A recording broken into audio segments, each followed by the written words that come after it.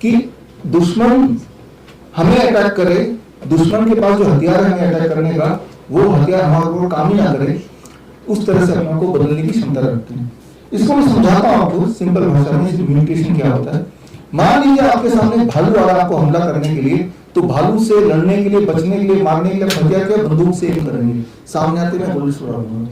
लेकिन जब तक वो सामने आया तो भालू समझ गया कि इस पास बंदूक है, तो बंदूक से मैं मर जाऊंगा, तो भालू म्यूटेट हो गए, मच्छर बन गया। जिस बंदूक से आप भालू को अटैक कर सकते थे, मार सकते थे, क्या वही बंदूक से मच्छर को मार सकते हैं? डेफिनेटली नॉट, क्योंकि वो म्यूटेट हो चुका है। अब आप क्या करेंगे कि अब मच्छर को, दुश्मनों से मारने के लिए, मच्छर को मारने के लिए जो हथियार है वो है रैकेट, इलेक्ट्रिक रैकेट हमारे घर में है। इलेक्ट्रिक रैकेट से आपको एम करेंगे, ये मारूंगा मैं, और जब तक आप इलेक्ट्रिक रैकेट से एम करते हो मच्छर म्यूटेट होकर हाथी बन जाता है। अब वही वाला मच्छर के लिए आप रैकेट काम कर रहा था, लेकिन हाथी के लिए सेम हथियार काम नहीं करेगा। अब इसको जोड़िए वायरस की दुनिया से, ये जो रेबीज वायरस है, ये कोरोना वायरस है, ये इन्फ्लुएंजा वायरस है, या हेपेटाइटिस वायरस है, ये सारे वायरस उस भालू की तरह लगातार म्यूटेट होते रहते हैं, हर साल म्यूटेट होते रहते हैं, हर महीने म्यूटेट होते रहते हैं। तो जब वो इम्यूनोग्लोबुलिन बन रहा था तब ये वायरस भालू की तरह था, लेकिन बन के जब तक हॉस्पिटल पहुंचा तब तक ये वायरस मच्छर की तरह बन गया। तो ना तो वो इम्यूनोग्लोबुलिन काम करेगी, ना तो ये वायरस वैक्सीन काम करेगी। हाँ, इससे व्यापार जरूर हो सकता है। अब इसको अगर हम कंक्लूड करते हैं, आज भारत में आप थोड़ा इंटरनेट में सर्च कीजिए, अखबारों में अक्सर रिपोर्ट आती है, अभी भी आई है, कि छोटे छोटे बच्चों को कुत्तों ने काटा, उसी वक्त वैक्सीन दिया, फिर आगे न्यूज आती है वैक्सीन देने के बावजूद भी बच्चे की मौत। रिपोर्ट ये लीजिए, वैक्सीन देने की वजह से ही बच्चों में मौत, क्योंकि जब कुत्ता काटेगा तो 10% चांस है कि वायरस बॉडी में जाएगा, 90% चांस है कि वायरस है ही नहीं। लेकिन आपने वैक्सीन जब दिया, अब 100% चांस है कि बॉडी में वायरस है, लेकिन वो वायरस कुत्ते वाला नहीं है, वो वायरस इस इंजेक्शन वाला है। इंजेक्शन के अंदर भी वही वाला वायरस है, मैं आपको थोड़ी देर पहले बताया था। तो यहाँ पे सवाल ये आता है, तो करें क्या? मान लो आप में से जो सामने में खड़े हैं, सारे चैनल्स के हमारे साथी, अगर यहाँ से बाहर निकलते हैं आपको कुत्ता काट ले, तो अब क्या करें? क्योंकि आप तो ये मेरा ये एक्सप्लेनेशन देख के आप तो दुविधा में पड़ जाएंगे कि भाई अब मैं वैक्सीन लगाऊं या ना लगाऊं। पहले तो भाई निश्चिंत थे, काटेगा तो वैक्सीन लगा लूंगा, और होना ये था कि अगर आपकी फिर भी मृत्यु हो जाती है, डॉक्टर बोलेगा कि आप लेट लाए थे, कोई ना कोई बहाना मार देगा, और कहीं आप बच जाते हैं वैक्सीन लगाने के बावजूद भी, डॉक्टर बोलेगा वैक्सीन की वजह से ही बच गए। उनके पास तो दोनों आंसर तैयार है, अगर आप बच गए तो भी एक आंसर तैयार है, और अगर कहीं मर गए तो भी एक आंसर तैयार है। तो आप जो लोग मुझे यहाँ देख रहे हैं, हमारे ऑफिस से बाहर जाएंगे तो एक तो देखिए आसपास कुत्ता ना हो, और कुत्ता हो और अगर वो ठान लिया आपको काटेगा, तो सबसे बढ़िया जगह काटने की जिसमें मृत्यु होने के चांस सबसे कम है वो है पैर। और सबसे खराब जगह जहां काटने से मृत्यु होने की संभावना बढ़ जाएगी, इनकी मृत्यु वैसे नहीं होगी अगर उसके मुंह में वायरस होगा, तो वो है सिर के जितने करीब होगा उतने आपके मृत्यु होने के चांस ज्यादा है, अगर तो वायरस है तो, रेबीज वायरस है तो। जब भी आपको जब पता चल गया तो कुत्ता काटने जा रहा है, तो कम से कम अपना पैर आगे बढ़ा लीजिए, या नहीं काट ले, लेकिन मेरे ऊपर वाले हिस्से में मत काटना, इतना तो कर ही सकते हैं। अच्छा, मान लीजिए काट ही लेता है, पैर में काट लेता है, या हाथ में काट लेता है, गले में काट लेता है, अब क्या करें? What next? अब दो काम एक साथ करने हैं। स्टेप 1, ये ध्यान सुनिए, जो मैं बताता जा रहा हूं उसके एविडेंस इसमें है, एक भी बात मनोरंजन नहीं है। हाँ, मैं कहानी के माध्यम से बता रहा हूं, अलग बात है, बट एविडेंस इज हियर। मान लेते हैं, इमेजिन कीजिए आप मेरे ऑफिस से बाहर निकल रहे हैं, वैसे भी यहाँ 2-4 कुत्ते रोज घूमते रहते हैं, राइट? तो वो आया, आपके पैर में काट लिया। अब 2 स्टेप एक साथ करने हैं। स्टेप 1, ये 2 पार्ट में, पहला हो सके तो उस कुत्ते को बांध के रखना है। अगर वो कुत्ता काटने के 7 दिन तक जिंदा है, 7 दिन की बियॉन्ड, तो चिंता मत कीजिए, आप भी जिंदा रहेंगे। नॉर्मली कुत्ते के अगर वायरस एक्टिव है, रेबीज, तो 7 दिन ही उसकी आयु होती है ना? तो आप निश्चिंत हो जाएंगे, आराम से नींद आएगी। अगर ये जिंदा है, 7वां दिन हो गया, तो आप भी जिंदा रहने वाले। चलो, ये 2 ही एक बात। दूसरी बात, मतलब स्टेप 1, उसी वक्त जहां पे कुत्ते ने काटा वहीं उसको फटाफट धो लीजिए, जितना हो सकता है वो इंजरी को अच्छी तरह से वॉश कीजिए। ये स्टेप 1 है। स्टेप 2 ये बहुत ही महत्वपूर्ण है। जब ये वैक्सीन का खेल नहीं आया था, तब भी कुत्ते थे, तब भी इंसान को काटते थे, तब इंसान पूरी दुनिया में क्या करते थे। इस पर मैंने खोज की और खोज करने के बाद एक जर्नल का नाम बताता हूँ, इंडियन मेडिकल गैजेट, 1 अक्टूबर 1866। इस दिन का रिपोर्ट, इसमें वो गैजेट का पूरा आपको लेख मिल जाएगा, वो रिसर्च पेपर इसमें मिल जाएगा visual.com/tank में। उसमें मैंने पढ़ा कि तब क्या करते थे जिससे कुत्ते के काटने के बावजूद भी कोई नहीं मरता था। तब डॉक्टर्स ये करते थे, स्टेप 1 मैंने आपको बता दिया, कुत्ते को बांध के रखना या कुत्ते की निगरानी रखना, वो तो चलते ही रहेगा, और साथ में वॉश करना जहां पे कुत्ते ने काटा इसी तरह से। स्टेप 2 10 मिनट के लिए इसे बोला जाता था टर्किश बाथ, कहीं इसका नाम था किसी देश किसी दुनिया कोने में हमाम, कहीं बोला जाता था vapour bath. 10 minutes of Turkish bath और हमाम और वेपर बाथ, अलग अलग दुनिया के कोने में इसी एक चीज का, इस मेथड का 3-4 नाम थे। या फिर जैसे आज बोला जाता है आजकल स्टीम बाथ। 50 डिग्री सेल्सियस वाले टेम्परेचर में 10 मिनट के लिए स्टीम बाथ करना है, जितनी जल्दी हो सके काटने के बाद। स्टीम बाथ कहाँ करेंगे? हमारे आसपास देश में हर बड़े होटल में स्टीम बाथ की फैसिलिटी होती है, मसाज पार्लर में होता है, पंचकर्मा थेरेपी सेंटर में होता है, नेचुरोपैथी सेंटर में होता है, हॉस्पिटल्स में होता है, बहुत लोगों के घर पे भी होता है। तो स्टीम बाथ करना है 10 मिनट्स, 7 दिन तक रोज कम से कम 10 मिनट स्टीम बाथ। जब ये स्टीम बाथ करते हैं तो हमारे पोर्स खुलते हैं और वो न्यूट्रलाइज करता है, और जिससे इंसान को वायरस का फर्क नहीं पड़ता, वो फिर भी जिंदा रहता है। और साथ में इम्यूनिटी बढ़ाने के लिए the kind of diet, DHP diet, जो मैं आपको बताता भी आया हूँ, उसी का एक वर्जन है सर्केडियन डीएचपी डाइट। बेसिकली आपको सिंपली ये याद रखना है कि जब आपके बॉडी में फ्रूट्स एंड रॉ वेजिटेबल की मात्रा बढ़ जाती है करीब 70%, जैसा कि हम सर्केडियन डीएचपी डाइट इसके बारे में डिटेल में आगे बताऊंगा, करते हैं तो आपकी इम्यूनिटी बूस्ट हो जाती है। तो आपकी इम्यूनिटी को बढ़ा देना ताकि इम्यूनिटी इस वायरस के अगेंस्ट एंटीबॉडी तैयार करने में लग जाए, और साथ में उसको एक्टिवेट करने के लिए vapour bath, steam bath, Turkish bath, हमाम या स्टीम, यही सारे नाम इसके है, होता है वो स्टीम बाथ ही है। वो 10 मिनट लेगा। जब स्टीम बाथ लेंगे, ह्यूमिड हॉट एयर जो बॉडी में पड़ेगा, ह्यूमिड हॉट एयर याद रखिए आपकी इम्यूनिटी को इमीडिएटली ट्रिगर करता है। हॉट हीट आपके इम्यूनिटी को एकदम से तेज कर देगा, राइट। तो एकदम से इम्यूनिटी तेज होगी तो एंटीबॉडी भी वो तेजी से बनाएगी, राइट। तो ये जो है ये बड़ा ही आसान तरीका है, और ये आसान तरीका कोई नुस्खा नहीं है, ये मेडिकल जर्नल में है, पूरे दुनिया में यूज करती थी, 1866 की रिपोर्ट है। लेकिन जब वैक्सीन का काम खेल चालू हुआ तब इस तरह का जो ऑलरेडी रिकॉर्डेड ऑथेंटिकेटेड जो मेथड्स थे उसको लिटरेचर से हटा दिया गया, दबा दिया गया। वो तो हमारा काम है R&D करना, रिसर्च करना, तो हम कहीं ना कहीं से ढूंढ ही लाते हैं, लेकिन ये हम अपने हॉस्पिटल में भी कराते हैं। इसका एक वर्जन हॉट वाटर मशीन, उसके बारे में भी आगे बताऊंगा, राइट, कि किस तरह से हॉट वाटर मशीन अपने हॉस्पिटल में कराते हैं, वो भी मैं आगे आपको जिक्र करूंगा। तो यहाँ पे मैं एक बार कंक्लूड करता हूँ इसमें, तो एक बात याद रखिए, कभी अगर कोई कुत्ता काटता है और उसमें वायरस होता है रेबीज वाला, तो आपकी बॉडी में चल सकता है, लेकिन हमारी बॉडी सक्षम होती है रेबीज वायरस के अगेंस्ट एंटीबॉडी बनाने के लिए।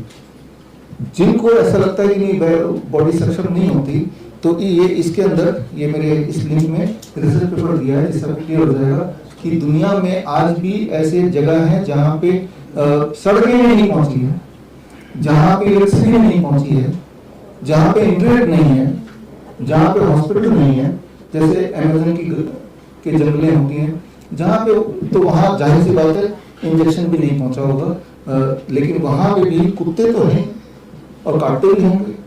और ये देखा गया है वहाँ पे जब रिसर्च किया गया कि लोग उसके बाद मरते नहीं हैं और उनके बॉडी में रेबीज के अगेंस्ट एंटीबॉडी पाया गया, जिससे ये क्लियर होता है कि हाँ रेबीज की वायरस बॉडी में गया होगा, तभी बॉडी ने एंटीबॉडी बनाया होगा और आज भी वो जिंदा है। तो वो रिसर्च पेपर मैंने इसमें डाला है। तो यहाँ कंक्लूड कर रहा हूँ इस एक भाग को कि ऐसा नहीं कि रेबीज के काटने के आने से बॉडी में कोई खतरा नहीं, खतरा है, इंसान मरते भी हैं, लेकिन मरना जरूरी नहीं है और ठीक होने का रास्ता ये नहीं है वैक्सीन। और ठीक कैसे होंगे मैंने आपको सारा कुछ बता दिया, एविडेंस है। तो यहाँ पहला इस हमारे इस कॉन्फ्रेंस का तो पहला जो सीख है वो ये कि बड़ी से बड़ी दिखने वाली बीमारी का आसान से आसान इलाज घर बैठे हो सकता है। फिर चाहे वो कुत्ते की काटने की बात करें या फिर हम बॉडी के अलग अलग तरह के इनिशियल प्रॉब्लम की बात करें। मान लो किसी को बैक एक हो गया, किसी को घुटने में दर्द है, तो ये ऑलमोस्ट हर दिन की उनकी दिक्कतें आती हैं। तो अब हम ड्रग डिपेंडेंट हो जाते हैं, लेकिन अपने घर के सामान से ही आप इन सब का सॉल्यूशन पा सकते हैं। यहां मैं बात कर रहा हूं एक इंटरेस्टिंग मेथड की, इसका नाम मैंने दिया है पेन फ्रीडम मशीन। अपने लिए घर के सामान से कैसे पेन फ्रीडम मशीन बना लें।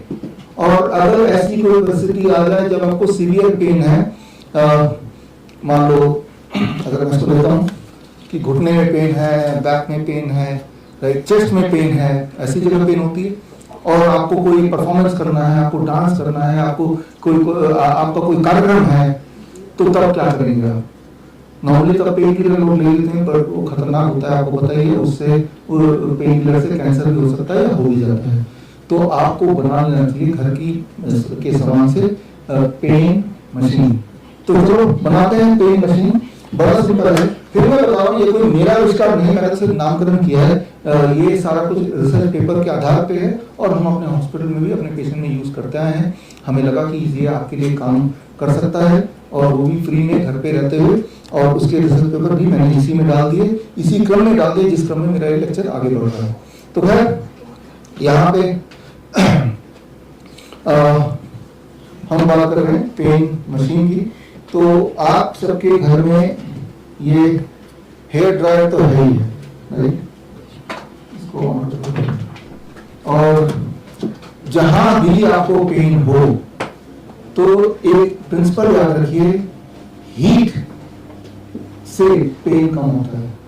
हीट अगर वहां पहुंचा देंगे तो ब्लड सर्कुलेशन बढ़ जाएगा और ब्लड सर्कुलेशन बढ़ जाएगा तो पेन कम हो जाता है। मान लो चेस्ट में पेन है तो मुझे करना होगा ये ऑन कर दिया और चेस्ट में पेन है, आपने ये गर्मी अभी तो फीवर पहना हुआ है, सीधे कपड़े उतार के 5 मिनट के लिए ये क्या है कि सबसे घर पे है, अगर आपको कहा जाता है हेयर ड्रायर, जब आपने किया 5 मिनट लगातार तो चेस्ट का पेन ठीक हो जाएगा या ठीक हो जाता है। तो ये सारा दर्द है, हिस्ट्री में दर्द हो, थोड़ा जर्नी में दर्द है। अब मान लीजिए आपके घुटने में दर्द है तो घुटने में भी ये कर सकते हैं। मान लीजिए आपके पीठ में दर्द है तो पीठ में भी ये कर सकते हैं। 5 मिनट लगेंगे, घर पे ही है, एक दिन करके देखिए, आराम लग रहा है तो आगे से नहीं कीजिए, राइट। अब मान लीजिए आपका एक भाषण है आने वाले दिनों में और अचानक आपको कफ एंड कोल्ड हो जाता है, क्या करेंगे? भाषण में कम से कम आप ये सोचते हैं कि यार इस भाषण में ठीक से देखूं, उसके बाद कफ से मैं लड़ लूंगा। तो इमीडिएट रिलीफ के लिए इस एरिया में अगर हीट दें तो आपको रिलीफ मिल जाएगा। तो हीट देने का तो तरीका यही है कि इसको मैं थोड़ा दूर रखूं और मैं अपने इस एरिया में हीट करूंगा 3 मिनट, 4 मिनट, 5 मिनट, और इसके बाद इतना रिलीफ मिल जाएगा कि एटलीस्ट आप अगला कार्यक्रम 1-2 घंटे के आराम से निपटा पाएं। लेकिन अगर आप चाहते हैं कि बड़ी अच्छी तरह से ठीक हो जाए तो आपको moist heat, this is dry heat, आपको मॉइस्ट हीट देना पड़ेगा। तो इसके लिए इसको थोड़ा सा और जुगाड़ कर सकते हैं, जुगाड़ ऐसे कर सकते हैं,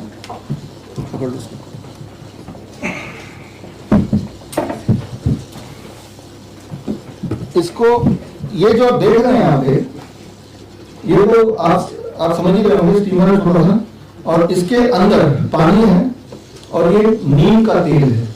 जब इफेक्टिवनेस बढ़ानी है कि मुझे जल्दी ठीक होना है तो नीम के 2 चम्मच करीब 10 ml, आप देख भी रहे हैं अंदर दिख रहा है, तो नीम का तेल है और पानी है। और अब एक तो ये है, अब हम इसको ऐसे कर लेते हैं, तो ऐसे करने में थोड़ा टाइम लगेगा, जल्दी और ठीक हो तो इसमें हमने ये ड्रायर का भी सहारा ले लिया, ऐसे तो किया ही किया और ड्रायर को भी दोनों को ले लिया। ये जो पोजिशन देख रहे हैं आप, जब ये करेंगे आप, तो इससे आपको इंस्टेंट रिलीफ मिलेगा 5 मिनट। तो ये आपका फ्रीडम मशीन टेक्निक है। इसमें नीम ऑयल का बड़ा उपयोग है। ये बहुत ही मिरेकलस है और इसमें रिजल्ट बहुत ही ज्यादा तेजी से आते हैं। मान लो आपके घुटने में दर्द है लेकिन आप और जल्दी ठीक होना चाहते हैं तो पहले नीम तेल का 5 मिनट से मालिश करेंगे जहां भी पेन है। मालिश करने के बाद फिर ड्राई हीट देंगे तो 10 मिनट हो गए। पीठ में पेन है तब भी नीम ऑयल का यूज करेंगे और उसके बाद घुटने और फिर ड्राई हीट का यूज करेंगे। चेस्ट में पेन है तब भी नीम ऑयल का यूज करेंगे और उसके बाद ड्राई हीट का। नीम ऑयल कहाँ मिलेगा? कहीं भी मिल जाएगा, किसी भी दुकान में मिल जाएगा, राइट। अलग अलग कंपनियां बनाती है, बहुत महंगा होता नहीं है। तो आप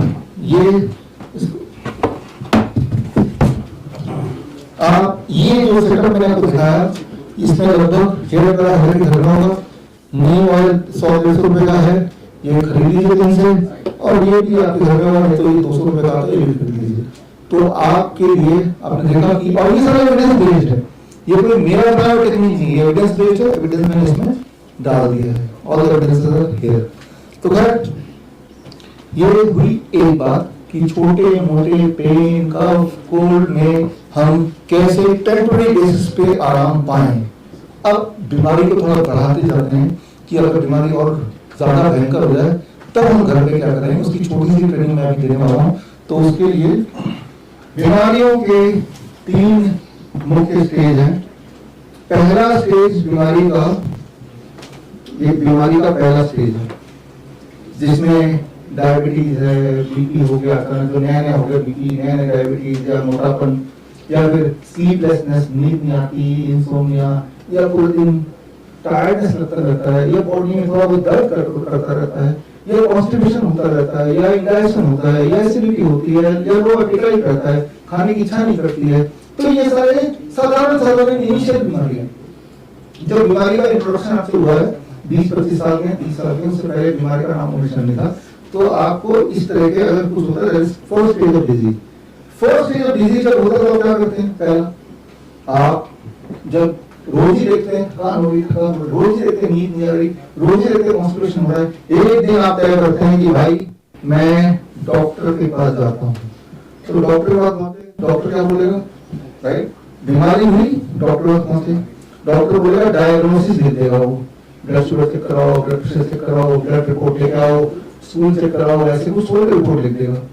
रिपोर्ट आप डॉक्टर देखेगा और अब आपको ड्रग्स दवाई दे देगा। डायग्नोसिस फिर दवाई। अब ये दवाई खाते रहेंगे।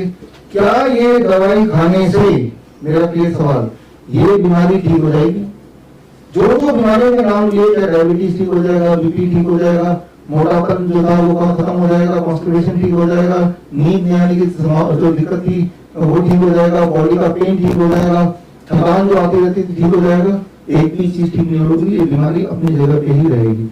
ये बीमारी आप दवाई खा लें और तब ये बीमारी अपनी जगह पे। जब ये दवाई फिर भी आप लेते रहेंगे, आपको डॉक्टर ने बोला इस उम्मीद से कि कभी ना कभी बीमारी ठीक हो जाएगी, होगा क्या 1 साल 2 साल 3 साल में ये बीमारी अपनी जगह पे है। अब आप सेकेंड स्टेज ऑफ पेशेंट बन जाएंगे, सेकेंड स्टेज ऑफ डिजीज, यानी कि ये बीमारी अपनी जगह पे सही है, अब आप सेकेंड स्टेज में पहुंच गए। सेकेंड स्टेज क्या होता है कि पहले तो दवाई से प्रेशर नॉर्मल रहता था और इंसुलिन तक पहुंच गए, राइट। पहले तो चलो भाई यूं ही मैं सो जाता था, नींद आती नहीं थी या आती थी या थोड़ा सा मुंह खुलता था, लेकिन अब तो सीपैप बाईपैप मशीन का सहारा लेना पड़ता है, राइट। अब अगला स्टेज क्या आ गया? अब आंखों में कैटरेक्ट भी आ गया।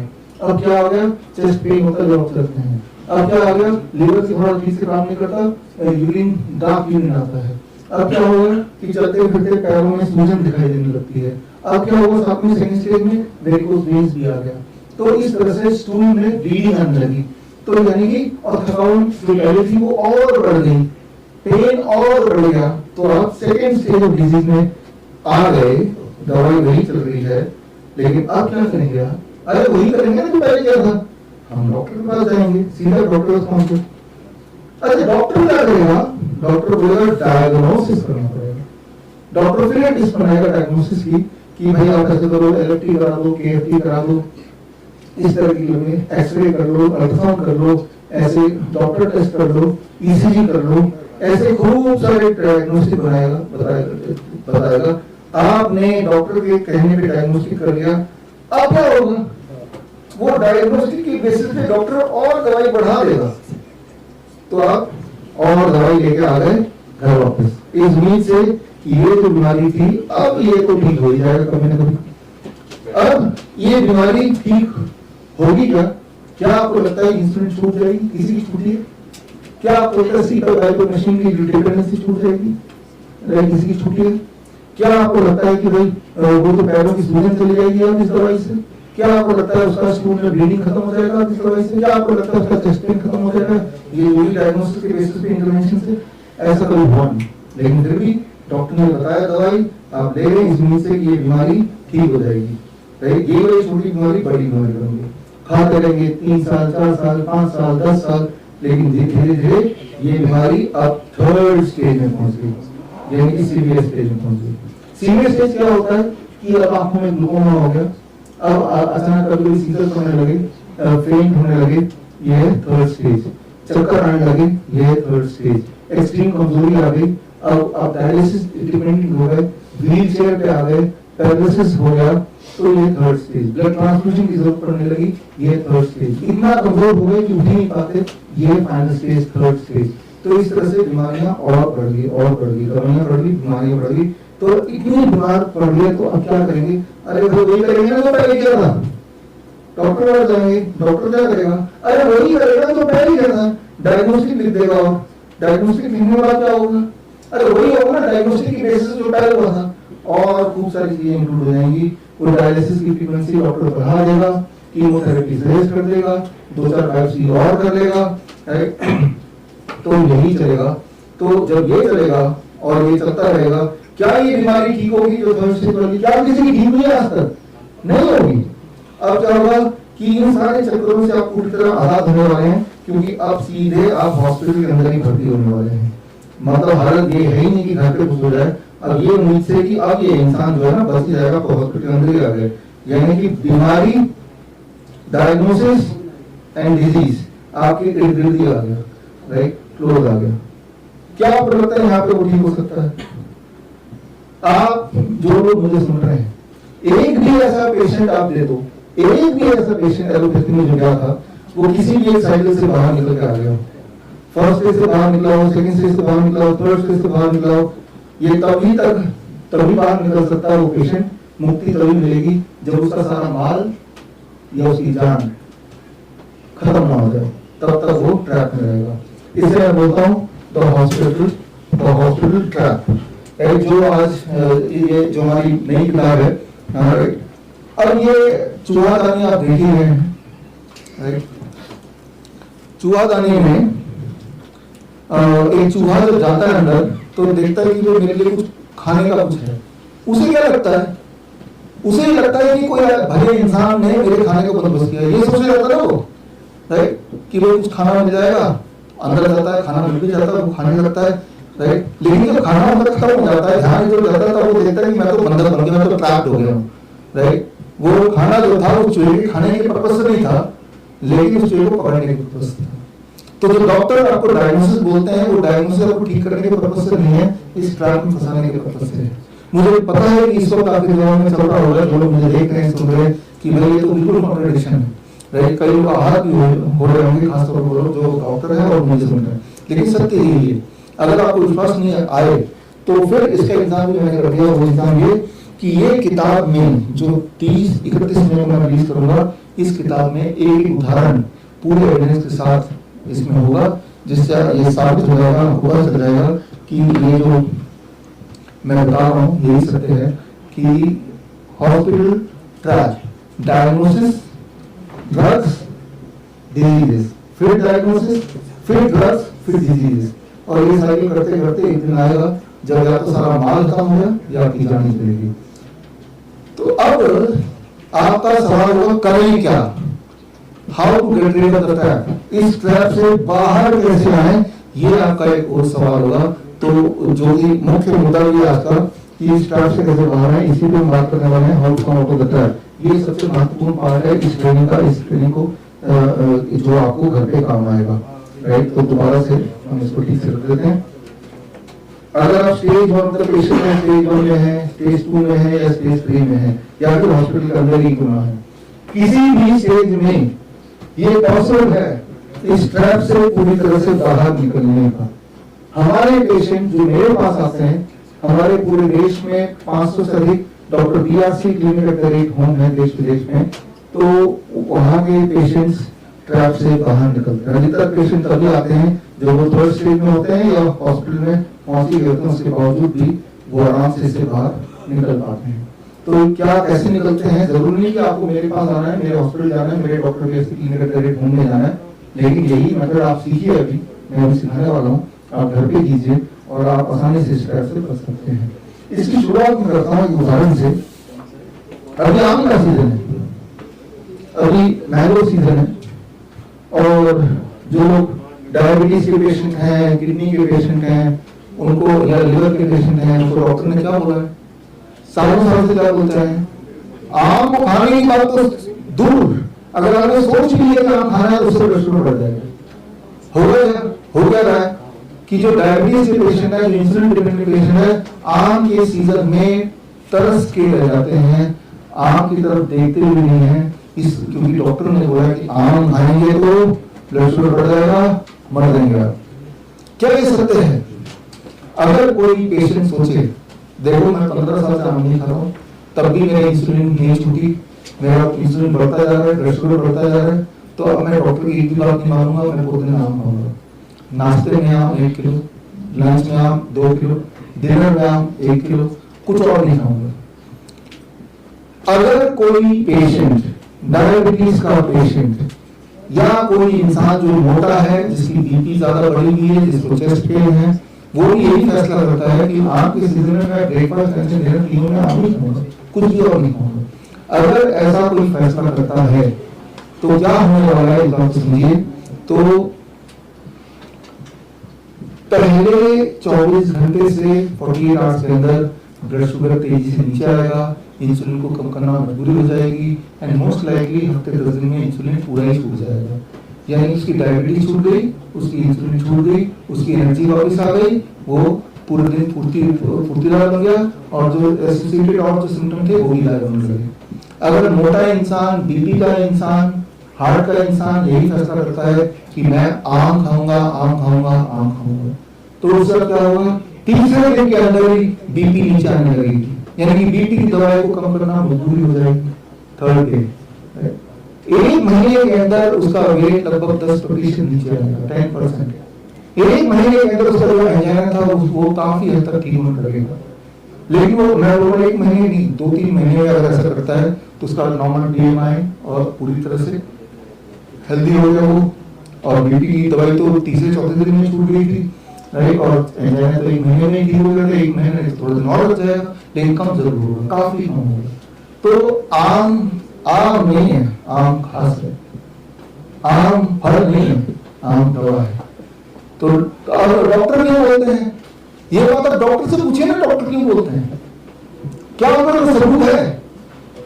मैं तो अपने सारे एविडेंस दे रहा हूँ, अभी भी जो एविडेंस में है, लेकिन क्या वो जो डॉक्टर ने आपको बोला आम नहीं खाना, उसका सबूत है? कोई दिखा सकता है वो पेपर, या ये दिखा सकता है कि इसने देखो आम खाया या डायबिटीज का पेशेंट बन गया? मैं दिखा सकता हूँ पेशेंट्स। हमारा हर महीने हिम्स मेरठ में कैंप होता है, 3 दिन का कैंप होता है। इस महीने के 23, 24, 25 मई, पिछले महीने भी इसी डेट पे था, अगले महीने भी इसी डेट पे है। हमारे किसी भी कैंप में आइए, हम अपने पेशेंट को, इंसुलिन डिपेंडेंट पेशेंट को, किडनी पेशेंट को, लिवर पेशेंट को, हर पेशेंट को भरपूर फ्रूट्स खिलाते हैं, मीठे फल खिलाते हैं। अभी तो आम का सीजन है तो आम खिलाते हैं, और हमारे पेशेंट ठीक होते हैं। जो लोग नहीं आना चाहते या नहीं आ सकते, तो मैं आपको बता दूं कि फेसबुक से लाइव करते हैं 3 दिन का कैंप, तो आने की जरूरत नहीं। फेसबुक लाइव में आप देखेंगे पेशेंट्स, और ये भी देखेंगे वो कैसे ठीक हो रहे हैं, ये भी देखेंगे कैसे इंसुलिन छोड़ के वो जा रहे हैं, दवाइयां छोड़ के जा रहे हैं, और ब्लड शुगर नॉर्मल हो रहा है, नींद अच्छी हो रही है। ये जो फर्स्ट स्टेज ऑफ डिजीज है, कैसे उनकी भाग रही है। तो आपको क्या करना है, उस पर आते हैं। आपको जो करना है वो ध्यान समझिए। आप अगर फर्स्ट स्टेज ऑफ डिजीज में हैं, very very simple, first stage of disease में से कहता हूं, मैं रिपीट करता हूं, कि पहली बार बीपी बढ़ गया, शुगर बढ़ गया, मोटा है, थकान रहती है दिन भर, बॉडी में पेन रहता है सुबह शाम तक, कॉन्स्टिपेशन है, एसिडिटी है, ब्लोटिंग है, एपेटाइट लॉस है, ये है फर्स्ट स्टेज ऑफ डिजीज। अगर फर्स्ट स्टेज ऑफ डिजीज में आप हैं तो आपको कुछ नहीं करना है, सिर्फ और सिर्फ DIP डाइट लेना है। DIP डाइट क्या होता है? जो हमारे फॉलोअर्स हैं उन सबको पता है DIP डाइट क्या होता है, लेकिन जो नए हैं उनको एक बार सिंपली बताता हूँ। DIP डाइट में 3 ही स्टेप होते हैं। स्टेप 1, 12 बजे तक फल होते रहना है। कितना फल? आपके बॉडी वेट के अनुसार। मान लो मेरा बॉडी वेट 70 kg है, एक और शून्य लगा दिए, 700 ग्राम फल खाना है। 700 ग्राम या अधिक कितना भी खा सकते हैं, ये कोशिश कीजिए कि 700 ग्राम तो मिनिमम खाएं।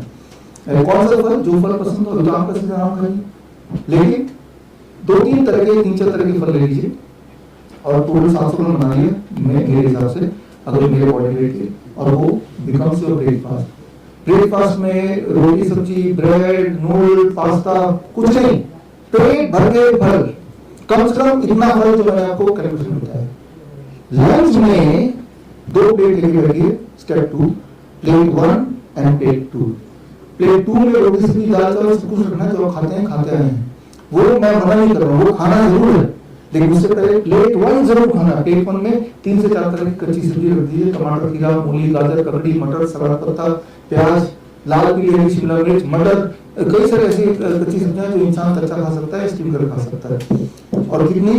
आपका body weight into 5। My body weight 70 kg into 5 350 milligram.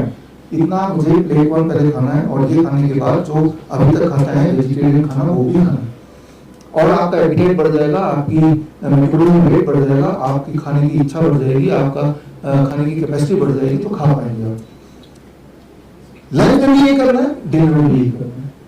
और स्टेप 3, आखिरी बात, 2 तरह की चीजों को नहीं खाना है जो फैक्ट्री से निकल के आती हो, refined food, pack food, biscuit, bread, नमकीन नहीं खाना है, केक वगैरह, मिठाई वगैरह। और दूसरी चीज, जो चीज जानवरों से निकल जाती है, जानवरों से निकल कौन सी चीज आती है? मीट, मछली, अंडा, दूध नहीं खाना। दूध भी नहीं लेना, दूध तो बड़ा अच्छा होता है, दूध तो बड़ा हेल्दी होता है, न्यूट्रिशियस होता है, दूध न्यूट्रिशियस होता है, लेकिन गाय का दूध गाय के बछड़े के हिसाब से बना, उसके लिए न्यूट्रिशियस होता है, इंसान के लिए नहीं। कई लोग बोलते हैं भाई दूध क्यों नहीं पिए? तो याद रखिए, इंसान एक ऐसा जानवर है जो जीवन भर दूध पीता है। कोई और जानवर जीवन भर दूध नहीं पीता है, और इंसान ही ऐसा जानवर है जो दूसरे जानवर का दूध पीता है। कई लोग ये भी बोल देता है कि गाय तो हमारी माता है, माता का तो दूध पी सकते हैं, माता का दूध पी सकते हैं, जिंदगी भर नहीं पी सकते, थोड़े टाइम के लिए पी सकते हैं। मुझे याद है वीरेंद्र सिंह की बात, जिस बात से मैंने शुरू किया था। वीरेंद्र सिंह गए थे शंकराचार्य जी के पास इस उम्मीद से कि भाई ये मेरी बात सुनेंगे, गौ रक्षा की खातिर ही सही, कम से कम ये जो mass killing slotting of the cow उसको रोकेंगे। लेकिन वो बहस हो गई। वो बहस की ऑडियो आप सुनेंगे तो दम रह जाएंगे, इस लिंक में आप देखेंगे।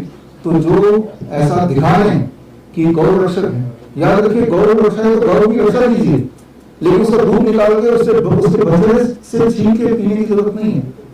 और पिएंगे तो धीरे धीरे बीमारी बढ़ेगी, और लेकिन अगर छोड़ देंगे तो बीमारी देखेंगे धीरे धीरे चली जाएगी। तो खैर स्टेप 3 ये है कि एनिमल फूड, जानवरों से निकली हुई चीज, फैक्ट्री से निकली हुई चीज नहीं लेना है। और क्या ले सकते हैं? और एज ए स्नैक दिन भर में जो खाना है, बिसाइड जो मैंने बता दिया, किसी भी तरह का ड्राई फ्रूट खाना अलाउड है। किसी भी टाइम किसी भी तरह का ड्राई फ्रूट या स्प्राउट्स या कोकोनट या कोकोनट वाटर, ये सुबह 8 बजे से लेकर रात के 8 बजे के बीच में अलाउड है।